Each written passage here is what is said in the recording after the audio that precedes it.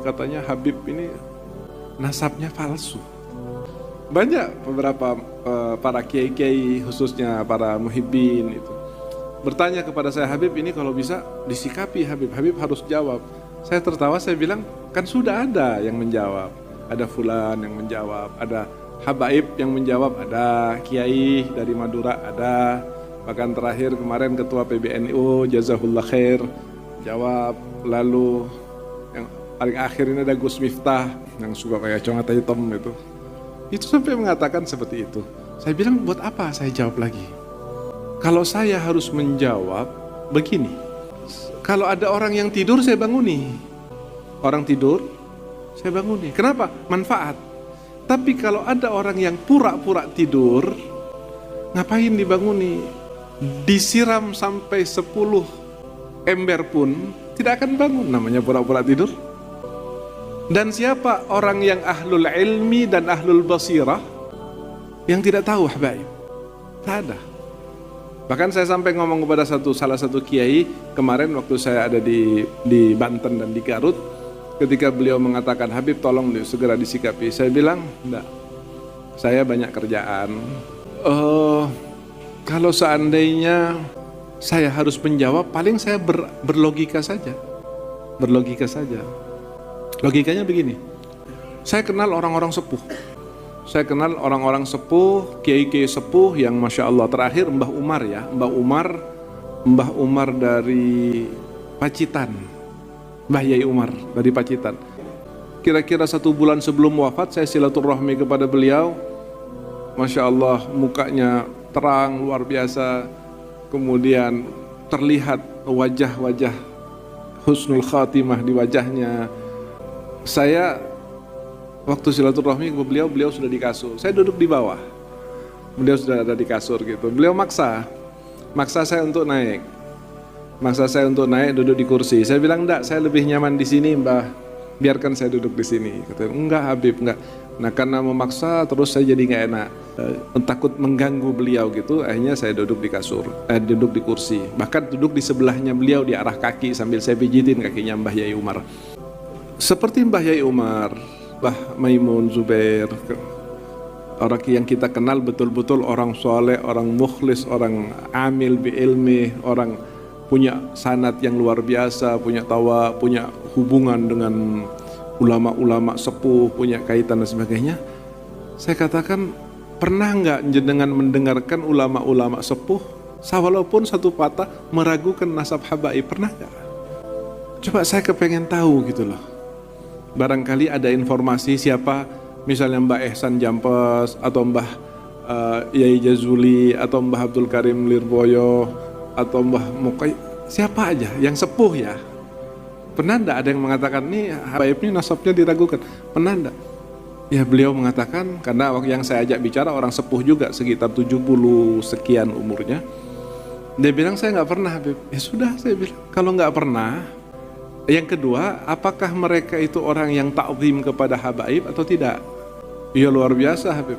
Bahkan kalau saya selaman sama Mbah Maimun itu, pengennya nggak selaman tiap ketemu dengan Mbah Maimun. Kenapa? Karena setiap selaman itu selalu maksa untuk mencium tangan. Saya ini siapa?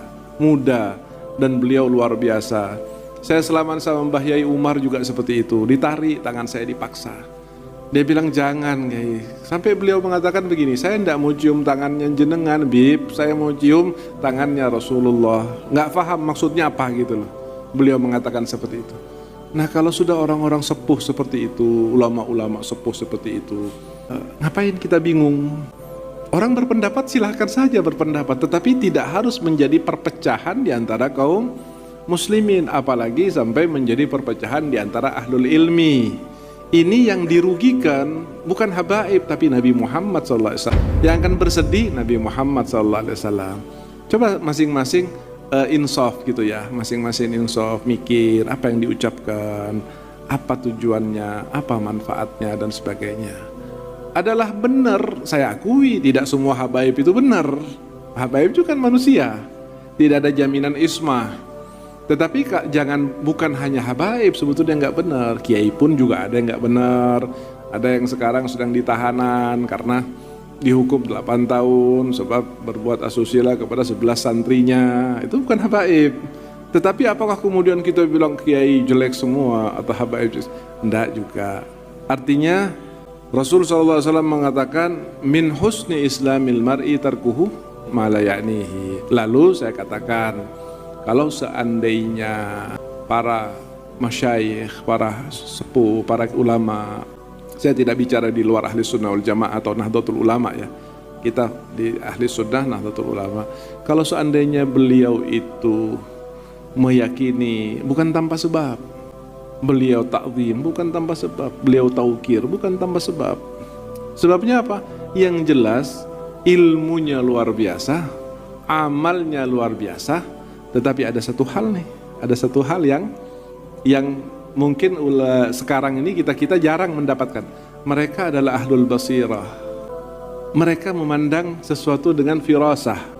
Dan Nabi mengatakan ittaqu firasatal mu'min fa innahu yanduru binurillah. Tapi kan tidak ilmiah.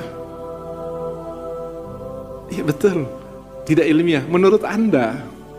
Tetapi apakah keilmiahan ini harus seperti itu? Lalu saya membuang para masyayikh kita yang dulu dengan hanya sekedar alasan ilmiah atau inilah. Buat pribadi saya tidak akan peduli dengan apa yang namanya ilmiah selama saya masih punya pegangan para masyayikh, para ahlul ilim, ahlul wara, ahlul taqwa, ahlul wilayah, ahlul khasyah, ahlul sujud.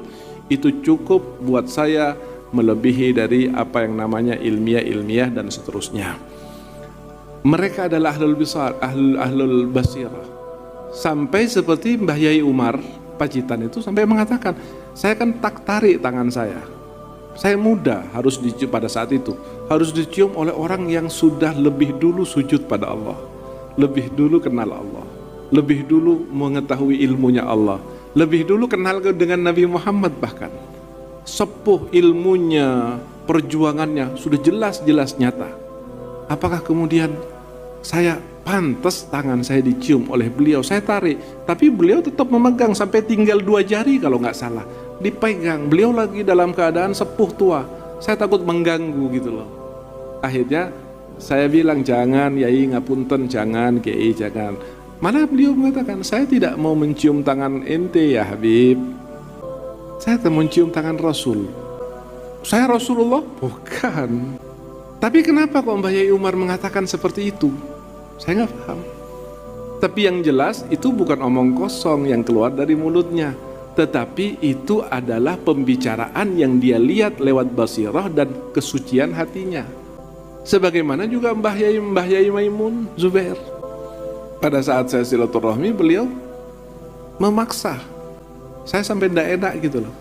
Hati saya nggak enak, sudah sesepuh itu, sealim itu, sesoleh itu, lah saya siapa? Saya dibanding dengan Mbah Yai Umar, Mbah Maimun, itu mungkin tidak ada secuil ilmu bahkan ibadahnya gitu loh. Tapi mereka mengatakan dengan nada yang sama, saya ingin menggembirakan hati Rasulullah Sallallahu Alaihi Wasallam. Nah, banyak lagi contoh-contoh seperti itu. Artinya kesimpulannya bahwa kenapa ulama-ulama dulu tidak ada yang meragukan? Padahal mereka ahli basirah, ilmunya luar biasa, pengetahuan terhadap sejarahnya luar biasa. Kenapa? Yang saya pikir satu, mereka ahlul basirah, ahlul firasah, ahlul nur, dan itu pegangan kita semuanya dalam masalah-masalah yang membingungkan seperti sekarang ini. Kan banyak orang bingung sekarang ini. Gimana sih sebetulnya? Benar nggak sih kan gitu? Saya pribadi tidak terlalu membingungkan masalah itu ya. Saya berjalan sesuai dengan apa yang menjadi pekerjaan saya, menjadi tugas saya, dan antum juga seperti itu. Kalau antum mau dengarkan arahan dan nasihat, selanjutnya kita pasrahkan kepada Allah Subhanahu wa Ta'ala.